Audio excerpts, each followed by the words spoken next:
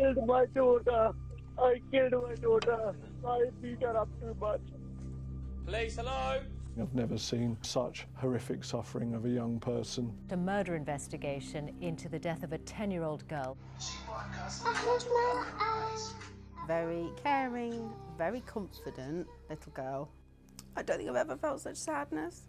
The injuries to her body were over 70 in number. 3 people left the country. It's a family on the run without the girl who's been killed. We started a manhunt. Sarah's death was an incident.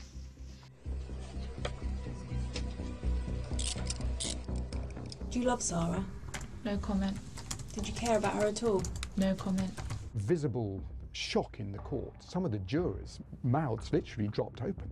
It was one of the most extraordinary days of evidence that the Old Bailey had seen in recent years.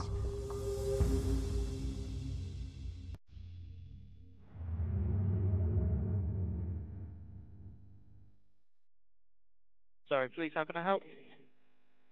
Hello? Hello, how can I help? I killed my daughter. I killed my daughter. Sorry, police had received a call overnight indicating that the young girl was in a home. She would be found dead. My daughter is dead. God, panic and that's Who's killed your daughter? It's me. Okay, Father. how? I said she was looking after the kitchen side. I'm going to need you to slow down, okay? How have you killed your daughter? I beat her up. It wasn't my intention to kill her, but I beat her up too much. Where are you? I've left the property. I'm gonna come back. The call handler tries to establish where he is, but the man refuses to say. He wanted them to go round to his house in Woking.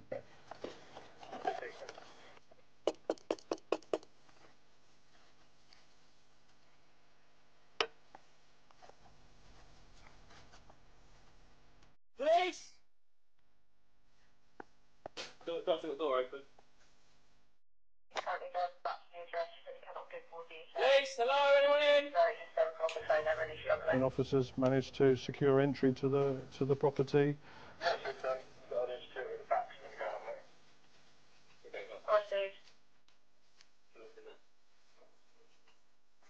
Police, hello? A very clean and tidy property, very sparse in terms of its decoration. Police, hello? And officers made their way, as they were directed, to one of the bedrooms where they found Sarah's body. Sarah was lying on the bed. She was very peaceful in how she looked, and officers found a note that was just next to Sarah's body. Love you, Sarah. Whoever see this note, it's me, Sharif, who killed my daughter by beating. I'm running away because I'm scared, but I promise that I will hand over myself and take punishment. When I think of Sarah, my immediate image of her is her smile. She had the cutest, biggest smile with her little cheeks. And that is the first thing that pops into my head. Sarah was a very caring, very confident little girl. What we remember is she was an absolute chatterbox, and she wanted to just talk to absolutely everybody and anyone. She loved singing and dancing.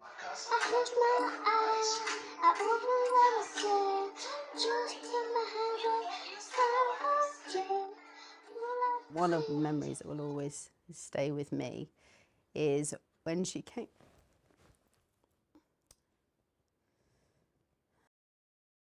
On Christmas, she wrote a song, and her and her little friend had written lyrics, and so she came to my office. Mrs. Chambers, we've written a song, we want to share it with you. And I remember saying to her, Sarah, what do you want to do when you grow up? And she said to me, I want to sing. She said, I'm going to be on X Factor. She said, I want to be on X Factor. She said, and I want to win it.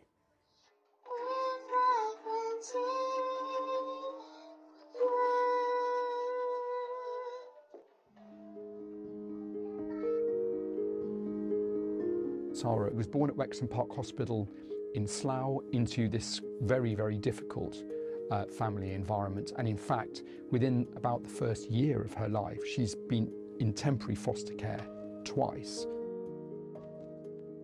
Irfan Sharif, the father, he'd come over from Pakistan. He worked as a taxi driver in Woking. Sarah's father had a history of violence. He'd been violent to previous partners, so it's a very difficult start to life. But ultimately, she ends up living with her mother, Olga Sharif, a Polish woman that Irfan Sharif had met in Poland and had married. She seems to have been quite a vulnerable character. Some allegations are made, apparently, by Sarah about violence from her mother. We'll never quite know whether they were encouraged by Sarah's father, but certainly the net result was Sarah Sharif being placed in the Irfan Sharif household. And by that time, he had a new partner, Binish Batul, who basically became Sarah's stepmother.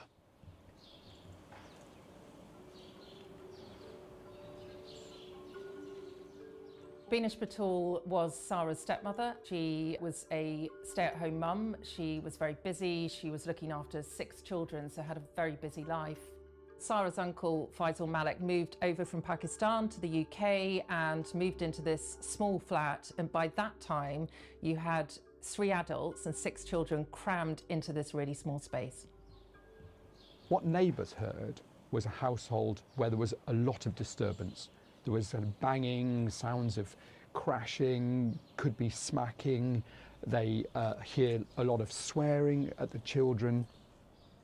The messaging that we had between Baynash and her sisters was very important because that gave us a real oversight, I would say, of what was going on in that house at that time.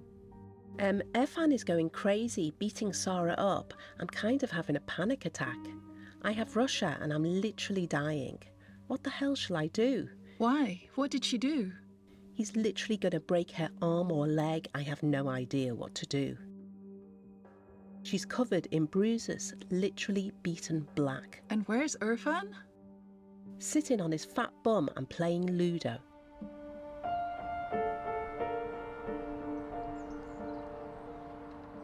The school is starting to see bruising on Sarah. By now she's wearing a hijab. It may be that she's starting to wear a hijab to hide the other signs of bruising. And the school are concerned enough about these bruises that they see that they contact Surrey County Council. They listen to the various accounts from the parents, from Sarah, as to how it is that she's received these bruises. And after 6 days, Surrey County Council say to the school that the school should take no further action and should monitor Sarah. Soon after Sarah turned up to school with a mark on her cheek, her stepmother, Binish Batul, went to the school and she was really defensive and said it was caused by a pen. There was an entry on the child protection computer system which had noted that Binish Batul had used really foul language towards the children. Then the Easter holiday came, and on the first day that Sarah was meant to return, the school, the head teacher, got an email from Sarah's father saying that he was going to pull Sarah out of school to homeschool her. In April, the family move house. They move out of their very small 2-bedroom flat into a bigger semi-detached house in Woking.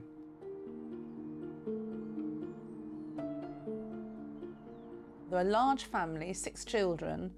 A bit of a surprise because they're quite small houses, 3 bedrooms, but they looked so happy and the younger children cartwheeled all the way down the back garden. It's a nice garden with a big lawn. And we just thought it was going to be quite a happy family if they decided to move in. That was my first impression. So once they moved into this 3-bedroom house, they presented themselves as a happy family. They were friendly with the neighbours, but one thing that neighbours did notice was that Sarah was not being taken to school. She always wore her hijab and she was well dressed, but she seemed separate, perhaps a bit withdrawn, pale. The only thing that was a bit odd was the silence. Once the children had come in from playing outside in the garden, it became silent. The move should have solved some of this family's problems. They had suddenly a lot more space, they had a lot more rooms for everybody to sleep in. But what's clearly happening behind closed doors is a real escalation of violence against Sarah Sharif. One neighbour at the back hears a scream one day, which is cut dramatically short, but that is the only real sign for the neighbours of the terrible things that are going on in that house.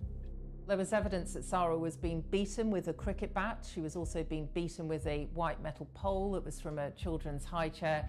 She was being burnt, and she was even being bitten. Despite what Sarah was going through, what was really striking was that she still managed to be this really joyous child. She was smiling, she was singing, she was dancing. At the house, police found these beautiful, heartfelt notes that Sarah Sharif had written to both her father and her stepmother, saying how much she loved them, saying that this was the best family in the world. Even through all this torment and agony, it had become so normalised to her.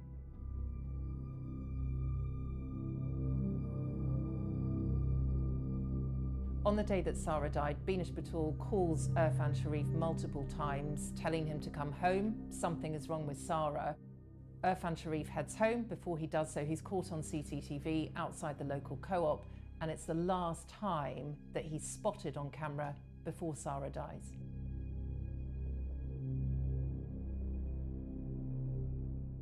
Irfan Sharif arrives back at the family house. By that point, Sarah has seriously deteriorated, and he thinks she's messing around, so he picks up a white metal pole, he whacks her a number of times, and then soon after, Sarah died.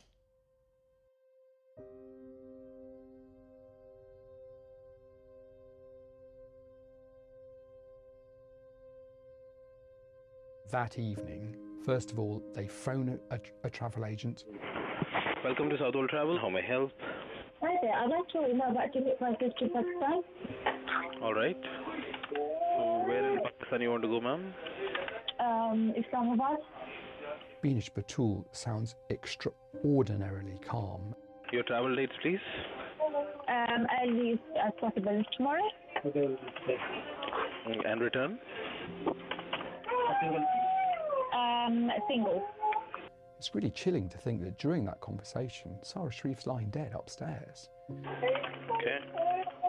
And how many passengers will be traveling? So, 4 adults and 4 kids. They don't end up using that travel agent, they end up using a friend of Irfan Sharif. So I told him I got 2 quotations, one is in the morning, one is afternoon 2 p.m. Morning one is around 7,000 and 2 p.m. is around 5,000. Then Irfan Sharif said, okay Nadeem, book morning one. Then I said, are you stupid? There is just 1 hour difference. He decided, Irfan Sharif, okay, book 2 p.m. one. The morning after Sarah has died, the entire family, without her, get into the BMW X5. They head down the road to the M25. They drive to Heathrow Airport. You can see them on CCTV arriving at the short stay car park.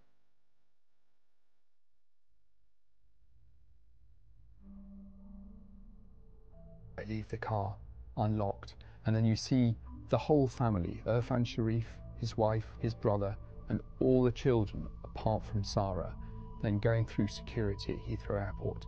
It's a family on the run without the girl who's been killed. The family fly from London Heathrow Airport to Bahrain and then to Islamabad in Pakistan. They arrive at around 5:30 local time. It was then when Irfan Sharif called the police in the UK. Where are you right now? I cannot give more details. I promise I'll come back. I need to know where you are. Police in Surrey, who have launched a murder investigation into the death of a 10-year-old girl, say that 3 people who they want to speak to left the country on Wednesday. Police arrived here in the early hours of Thursday morning following what's described as a concern for safety. Now, it was once inside the property that they found the body of a 10-year-old girl.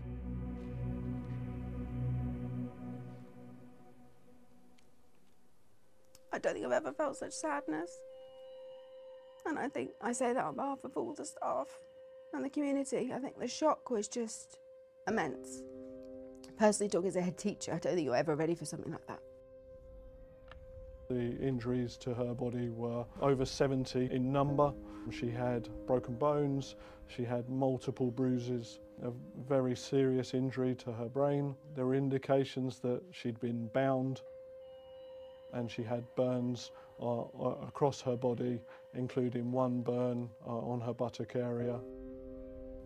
That would have been caused by a domestic iron. I find it truly dreadful. Your natural reaction when somebody must come towards you with an iron would be to flinch and to move back. But the only way that injury could have been inflicted was by somebody else helping to restrain her.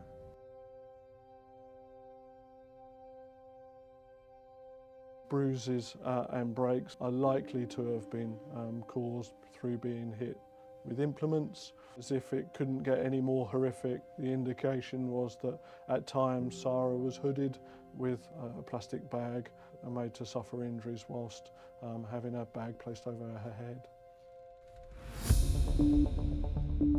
We started what we would call a manhunt. It is believed Irfan travelled to Islamabad in Pakistan in company with his partner and his brother on Wednesday the 9th of August. I'm Caroline Davis. I'm the BBC's Pakistan correspondent based here in Islamabad.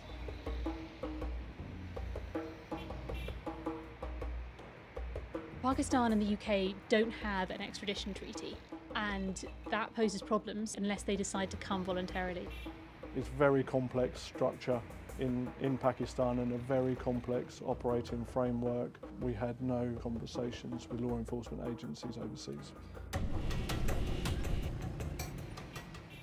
We realised that the family had a connection to the city of Jhelum, so we decided that we were going to travel there to see if we could get more information.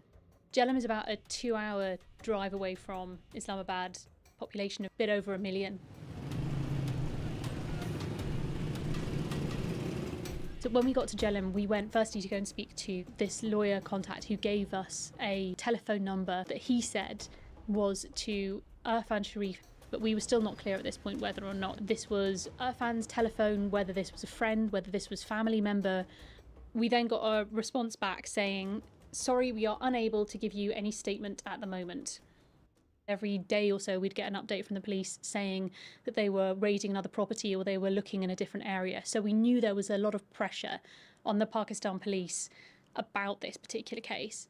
Then we started to hear reports from Irfan Sharif's family. They said that the Pakistan police were picking up relatives in their family, taking them in for questioning, and according to the family, coming up with false charges against their relatives.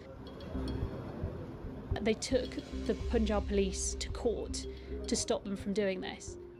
In court, we did hear from the police who said that they were interviewing some of these family members, but they denied the fact that they were bringing any of these false charges. We spoke to police sources who started to suggest that they thought that the family were being helped by someone in Pakistan to try to hide. That's what led us to Rasik.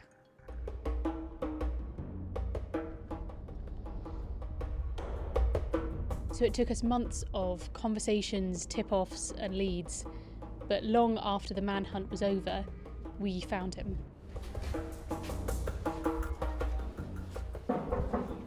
Rasik is a relative of Irfan's by marriage.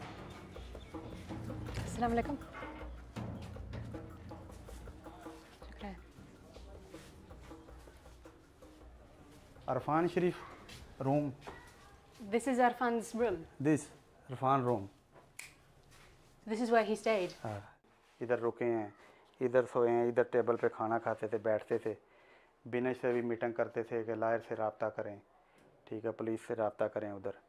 अक्सर उनकी बिनश की और उसकी meeting जब। So he took us into all of the different rooms, pointed out where the family had slept, pointing out where they ate, where the children had played. We then went up to the roof, and from there he showed us how he'd been able to spot the police coming. इधर से भी police नज़र आती है, ठीक है, चारों साइडों से। ये 2 रोड है, ये इसी तरह जो इसके अंदर चले जाते थे।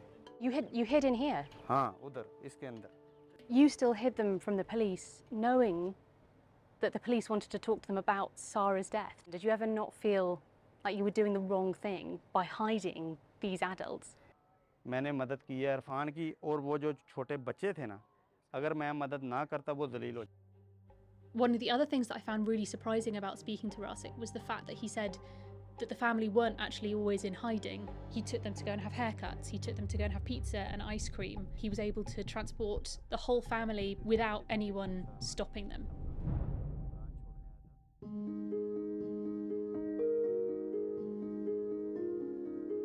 We'd started to try to have contact with the grandfather, but so far he'd never wanted to say anything publicly. He decided that he did want to talk to us.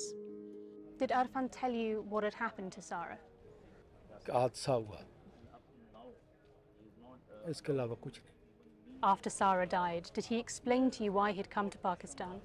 बच्ची फौत हुई है तो जब आदमी को ज़हन पर चोट लगे तो ज़ाहिर है बंदे की सोचने की सलाहियत कम हो जाती है, वो खौफ के मारे आ गए। We'd spoken to Mohammed Sharif earlier that day.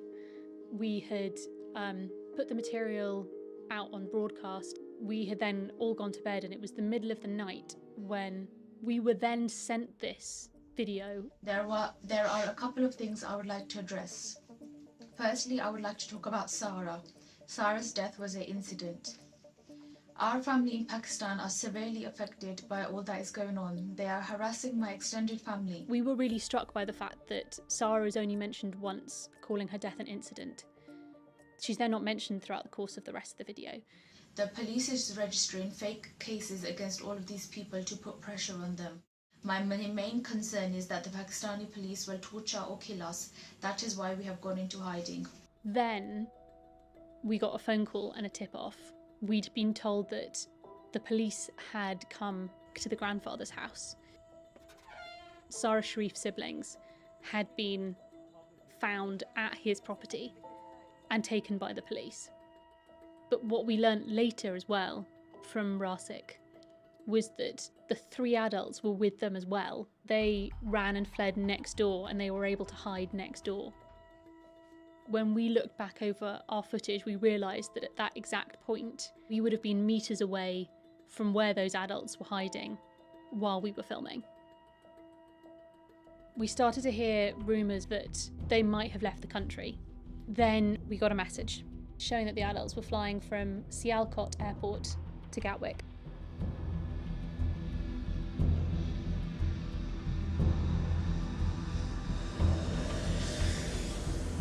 I found out that they were booked onto a flight, and quite quickly our thoughts then turned to what arrangements we needed to put in place to make sure that they were met at the airport.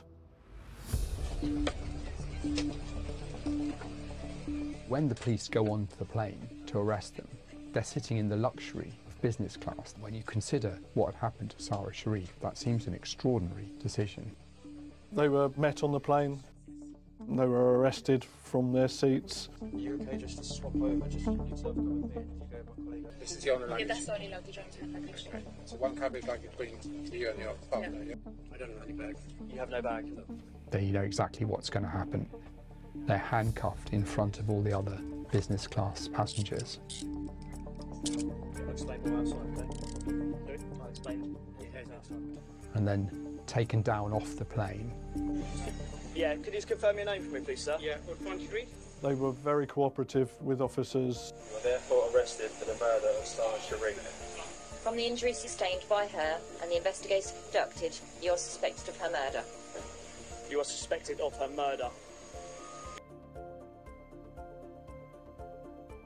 They were taken into police vans and conveyed to the custody station.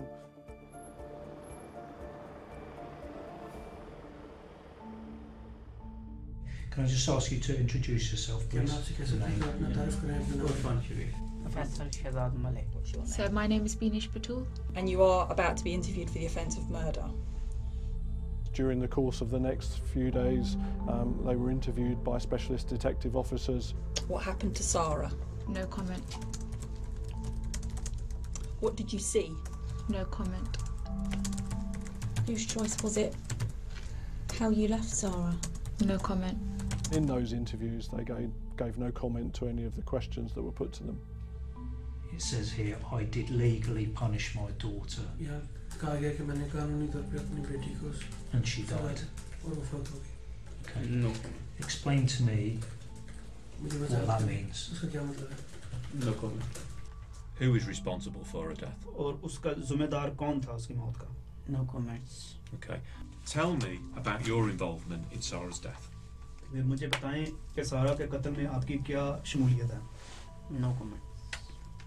Okay.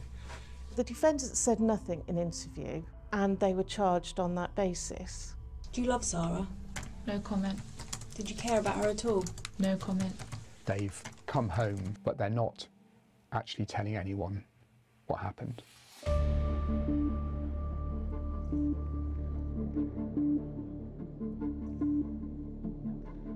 It was one of the most dramatic trials that the Old Bailey has seen in recent years. Sarah's father and stepmother were blaming each other for her death. He was denying responsibility, saying he was not guilty of murder, and then seeking to blame other people, and then Baynash seeking to lay blame on other people. So it was a cutthroat between them. Despite the fact that Binish Batul and Irfan Sharif said that they wanted to come back to the UK to fight their case in court, the prosecution said it was only because of the huge pressure that was being put on the family in Pakistan. His original version of events was that he was most of the time out of the house. He's a taxi driver, and he said that he didn't see anything that was going on in the house. He firmly placed the blame on what happened to Sarah on his wife, Binish Batul. Then one morning, there were only a few of us reporters in court that day. He said, I've got something to say. What I said in my note and in my phone call, I admit it. And there was this visible shock in the court. Some of the jurors' mouths literally dropped open. They were open-mouthed. He was crying. Binish Batul was sobbing in the dock. He started confessing to beating his daughter multiple times, repeatedly and with force over a number of weeks. Hitting her with a cricket bat while she was tied up with packaging tape, and even beating her with a metal pole when she was dying, thinking that she was faking. It was one of the most extraordinary days of evidence that the Old Bailey had seen in recent years. This legal team stood up and said, we need to talk to our client. And then after lunch, Irfan Sharif went on giving evidence, but this time he was saying, I didn't mean to kill her. I didn't mean to cause her serious harm. And the legal definition of murder is if you kill someone either with the intention to kill or the intention to cause serious harm. Binish Batul didn't give evidence during the trial. That is her right. She doesn't have to. But Irfan Sharif continued to deny causing the iron burn to Sarah. There were the bite marks. Binish Batul was the only one who refused to provide dental impressions for comparison. Then there was that phone call that Binish Batul made to the travel agent. She sounded calm, calculated, despite Sarah lying dead upstairs. Faisal Malik, Sarah's uncle, he was always in the background. He didn't give evidence in court. He declined to. His defence was that he was always between university and working at McDonald's, so he was rarely in the house and that he had nothing to do with it. It was his card that was used to book the flights to Pakistan, and he also fled with the family.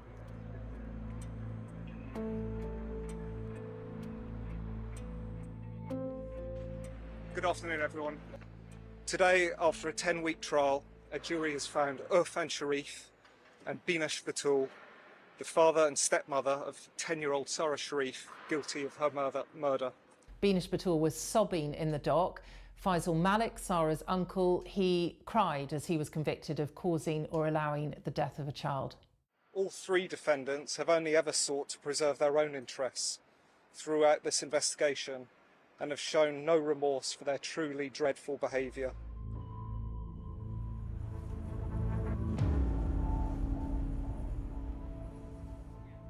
Sarah's death was the culmination of years of neglect, frequent assaults, and what can only be described as the torture of this small child, mainly, but not entirely, at the hands of you, her father, Irfan Sharif. The degree of cruelty involved is almost inconceivable. This happened in plain sight, in front of the rest of the family, including, for the last 8 months of Sarah's life, in front of you, Faisal Malik. The courts at the Old Bailey have been witness to many accounts of awful crimes, but few can have been more terrible than the account of the despicable treatment of this poor child that the jury in this case have had to endure. Irfan Sharif, for the murder of Sarah Sharif, I sentence you to imprisonment for life. The minimum term will be 40 years. Binesh Batul, for the murder of Sarah Sharif, I sentence you to imprisonment for life. The minimum term will be 33 years, less the time that you have spent on remand. For the offence of causing or allowing the death of Sarah Sharif, I sentence you to imprisonment for 16 years. Sarah was known to Surrey County Council. Of course, they were involved with the family previously, and the school contacted them about Sarah's welfare as well, and they gave us this statement. Until the independent safeguarding review concludes, a complete picture cannot be understood or commented upon. We are determined to play a full and active part in the forthcoming review alongside partner agencies to thoroughly understand the wider circumstances surrounding Sarah's tragic death. Throughout this investigation, our thoughts have been with Sarah's mother, with her siblings, and with her friends, those that knew her during her short life. Sarah's mother has chosen not to be in court, and that's her way of dealing with it. She has been in contact all the way through the investigation. I'm into my 30th year of policing. I've never seen a case that has included such horrific suffering of a young person. It's one of those cases that touches every single person who's involved in it. She was called often a mother hen. She would love to look after all the little children on the playground. That's why they thought of the buddy bench. That's where children can sit if they need a buddy to play with. And then the singing award, because that really is what everyone remembers about Sarah, is her constant singing, constant dancing.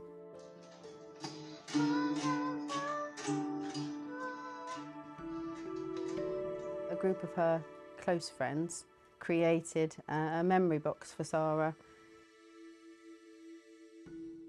One of the things they put in there was a white feather.